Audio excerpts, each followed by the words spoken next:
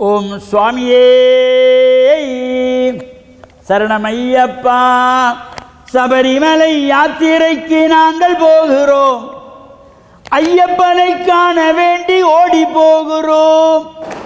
கல்லும் முள்ளும் குத்தவில்லை, காடுமலை கடினமில்லை. கல்லும் முள்ளும் குத்தவில்லை, காடுமலை கடினமில்லை. சுவாமி சரணம் சொன்னோம், ஐயப்பா சரணம் சொன்னோம். தூரம் அதிகமில்லை, அதோ ஐயப்பன் எல்லை. சபரிமலை யாத்திரைக்கு நாங்கள் போகிறோம். ஐயப்பனை காண வேண்டி ஓடி போகிறோம். சுவாமியே சரணமையப்பா. சுவாமி சரணம். மேன்மைகள் சைவ நீதி விளங்குக உலகமெல்லாம். நோயற்ற வாழ்வே குறைவற்ற செல்வம். அந்த நோய் நொடிகள் இல்லாத வாழ்வு இந்த உலக மக்கள் எல்லோரும் வாழ வேண்டும் என்று கலியுகத்தின் காந்தமலை ஜோதியாகிய சபரிமலை சுவாமி ஐயப்பனுடைய திருவடிகளை சிறந்தாழ்த்தி டான் தமிழொலி ஓம் தொலைக்காட்சி நேயர்கள் அனைவருக்கும் சர்வதேச இந்து மத குருபீடம் அகில இலங்கை சபரிமலை ஸ்ரீ சாஸ்தா பீடத்தின் சார்பில் இனிய வணக்கங்களும் நல்லாசிகள். இன்றும் மங்களகரமான விஸ்வாவசு வருஷம் மார்கழி மாதம் 24ஆம் நாள் 9/1/2026 வெள்ளிக்கிழமை. இன்று மலர்ந்திருக்கின்ற இன்றைய பொழுதும் நம் எல்லோருடைய வாழ்விலும் எல்லா விதமான சிறப்புகளும் வெற்றிகளும் கிடைக்க வேண்டும், இறையருளும் குருவருளும் பூர்ணமாக நிறைய வேண்டும் என்று பெற்றோர்கள் பெரியோர்கள் குருவாரனையும் வணங்குகின்ற பொழுது எந்த நாளும் நமக்கு நல்ல நாளாக அமையக்கூடியது. இன்று சுக்கிரவாரம் என்கின்ற வெள்ளிக்கிழமை.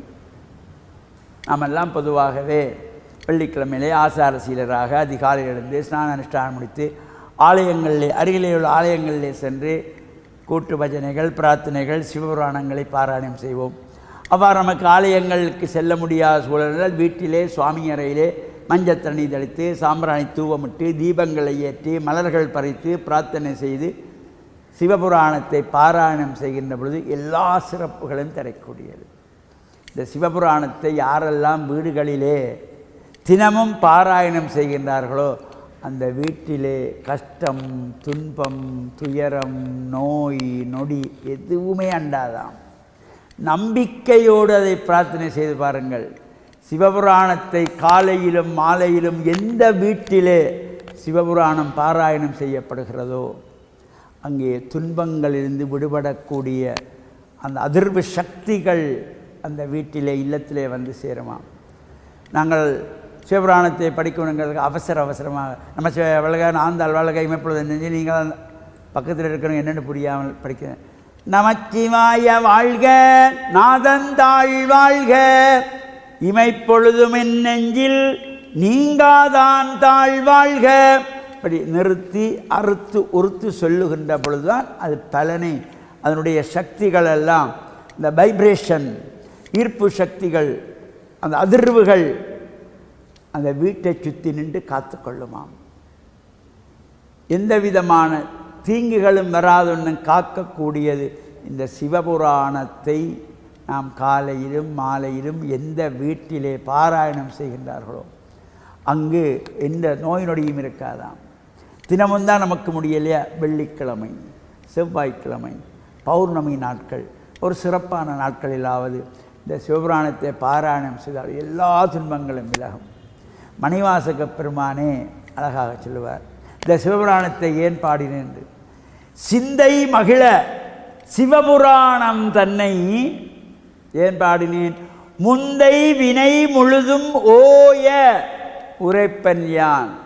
போன பிறப்பிலே செய்த பாவங்களை கூட தீர்க்குமாம் இந்த சிவபுராணத்தை பாடினார். சிந்தை மகிழ சிவபுராணம் தன்னை முந்தை வினை முழுதும் ஓய உரைப்பன் யான் என்றார். எனவே மணிவாசக பெருமானே சொல்கிறார், எதற்காக இதை பாடினேன், முந்தை வினை முழுதும் ஓய, போன ஜென்மத்திலே செய்த பாவங்கள் எல்லாம் ஓய்ந்து போக. எனவே இந்த பிறவியிலே நாம் இந்த சிவபுராணத்தை பாராயணம் செய்தால் எல்லா நன்மைகளும் கிடைக்கக்கூடியதாக இருக்கும். இப்பொழுது அகில இலங்கை சபரிமலை சாஸ்தாபடத்தினாலே மாலை அணிந்த சுவாமிகள் மலை யாத்திரை சென்று அங்கே காடு மலையை கடந்து அழுதையிலே ஸ்நானம் செய்து காளைகட்டி நிலையம் சென்று அதன் பின்பு அழுதை ஸ்நானம் செய்து கல்லிடும் குன்று என்கின்ற இடத்துக்கு செல்வதற்காக அழுத மலை கடினமான கலை அழுதை ஏற்றம் ஏறும்போது ஹரிஹரன் மகனை துதித்து செல்வார், வழிகாட்டிடவே வந்திடுவார், ஐயன் பண்புலி ஏறி வந்திடுவார், சுவாமியே ஐயப்போ ஐயப்போ சுவாமியே. அவ்வாறு இந்த காடுமலை கடந்து புனித நதிகளிலே தீர்த்தமாடி மலை யாத்திரை செல்லுகின்ற அனைத்து சுவாமிகள் அவருடைய குடும்பத்தவர்களுக்கும் காந்தமலை யோதியாகிய ஐயப்பனுடைய பரிபூர்ணமான திருவருளும் இவ்வாறு நடைபெறுவதை இந்த ஓம் தொலைக்காட்சி டான் குழுமத்தின் டான் தமிழொலி மூலமாக கேட்டுக்கொண்டிருக்கின்ற அனைத்து நேயர்களுக்கும் இந்த ஐயப்பன் அருள் பூர்ணமாக நிறைய வேண்டுமென்று சபரிமலை புனித யாத்திரையிலிருந்து கேரளா காட்டுக்குள்ளே இருந்து அனைவருக்கும் ஐயப்பனை பிரார்த்தனை செய்து நல்ல ஆசிகளை கூறிக்கொள்வதில் மனமகிழ்வு கொள்கிறோம். சுவாமியே சரணமையப்பா. சுவாமி சரணம்.